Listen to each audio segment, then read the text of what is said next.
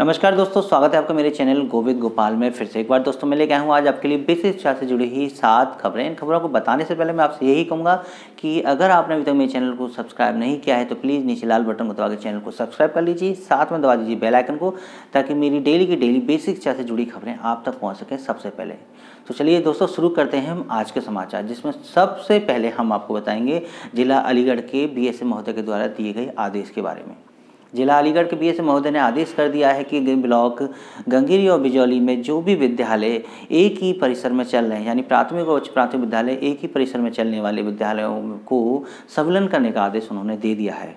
उन्होंने कहा है कि इन दोनों विद्यालय में जो एक ही परिसर में है उसमें से जो भी कनिष्ठ प्रधानाध्यापक है या इंचार्ज प्रधानाध्यापक है वो सारा वित्तीय प्रभार अपना जो है सीनियर हेडमास्टर्स को दे दे, यानी कि वो अपने पद को छोड़ते हुए सारा दायित्व अब अपने वरिष्ठ प्रधानाध्यापक को दे दे, जिसकी वजह से विद्यालय सम्मेलन वाली प्रक्रिया को पूरा किया जा सके। अगर ऐसा नहीं होता है तो संबंधित प्रधानाध्यापक के खिलाफ कार्रवाई की जाएगी। तो विद्यालय सम्मेलन का आदेश जिला अलीगढ़ के बीएसए महोदय ने भी कर दिया है। वैसे कहने को तो ये मामला कोर्ट में भी चल रहा है और प्राथमिक शिक्षक संघ इसका विरोध भी कर रहे हैं, लेकिन फिलहाल सचिव के आदेश के बाद ये लगातार कई जिलों में लागू हो चुका है। चलिए इसके बाद हम जो अगली खबर बता रहे हैं वो विद्यालय समय परिवर्तन को लेकर है, क्योंकि चलती हुई ठंड की वजह से, इतनी बढ़ती हुई ठंड की वजह से विद्यालयों का समय परिवर्तन कर दिया गया है। कुछ जिलों में विद्यालय का समय 10 से 3 बजे कर दिया गया है, जो कि पहले 9 से 3 बजे का हुआ करता था। तो ऐसे ज़िले में मथुरा, बुलंदशहर और फतेहपुर आते हैं, जहाँ पर अब विद्यालयों का समय 10 से 3 बजे का कर दिया है। तो कई जगह चलती शीतलहर के कारण विद्यालयों की छुट्टी कर दी गई, अवकाश कर दिया गया है। वो ज़िले कौन कौन से हैं जहाँ ये अवकाश कर दिए गए हैं?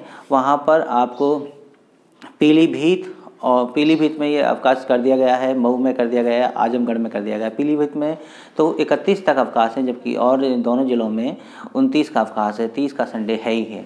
तो ठंड जैसे बढ़ते जा रही है, प्राथमिक और उच्च प्राथमिक विद्यालयों के अवकाश भी हो रहे हैं। अगली खबर जो हम बता रहे हैं वो है बीएड वालों के बारे में, कि बीएड वाले डिप्टी सीएम दिनेश शर्मा जी से मिले और उन्होंने उनसे पूछा कि आखिरकार सर हमारी जो कमेटी बनी थी उस रिपोर्ट का क्या हुआ।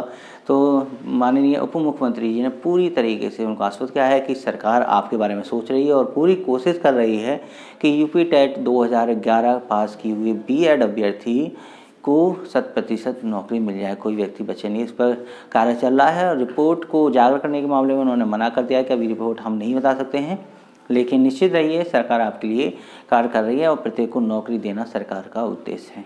तो ये मुलाकात की बीएड अभ्यर्थियों के नेतृत्व में उनके जो प्रेसिडेंट थे उन्होंने उनसे मुलाकात की और इसके बारे में जानकारी प्राप्त करी। तो अगली खबर जो हम आपको बता रहे हैं वो है बेरोजगारों के बारे में, क्योंकि बीजेपी सरकार ने एक चुनावी दौर को देखते हुए एक नई घोषणा कर सकती है।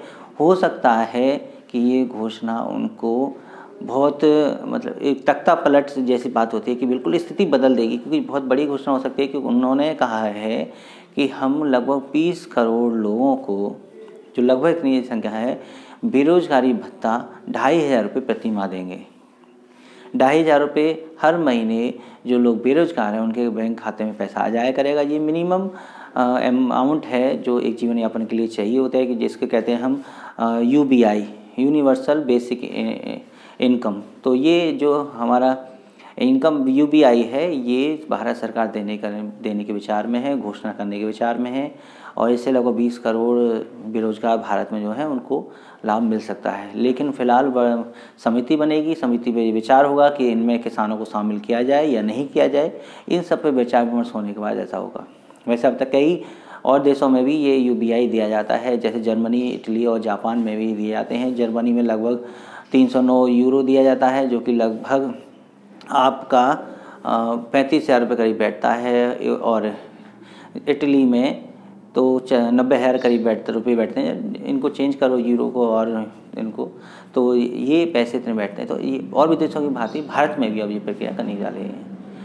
तो चलिए अगली खबर हम CTET 2018 के बारे में बताएं। तो उसकी 30 तारीख तक की आपत्तियों की अपडेट है। आप उसमें आपत्ति दे सकते हैं। जो भी आंसर की कल जारी हुई है उसके में अगर आपको किसी प्रश्न में आपत्ति है तो 30 दिसंबर तक आप अपनी आपत्ति दे सकते हैं। प्रति प्रश्न 1000 रुपये की आपत्ति दी जाएगी। आपको बताया था पिछली वीडियो में 1000 रुपये आपके एक प्रश्न के कट लिए जाएंगे और आपके अकाउंट से ही वो जाएँ तो अच्छा है, क्योंकि अगर आपकी आपत्ति सही है तो वो आपके ही अकाउंट में वापस आ जाएंगे।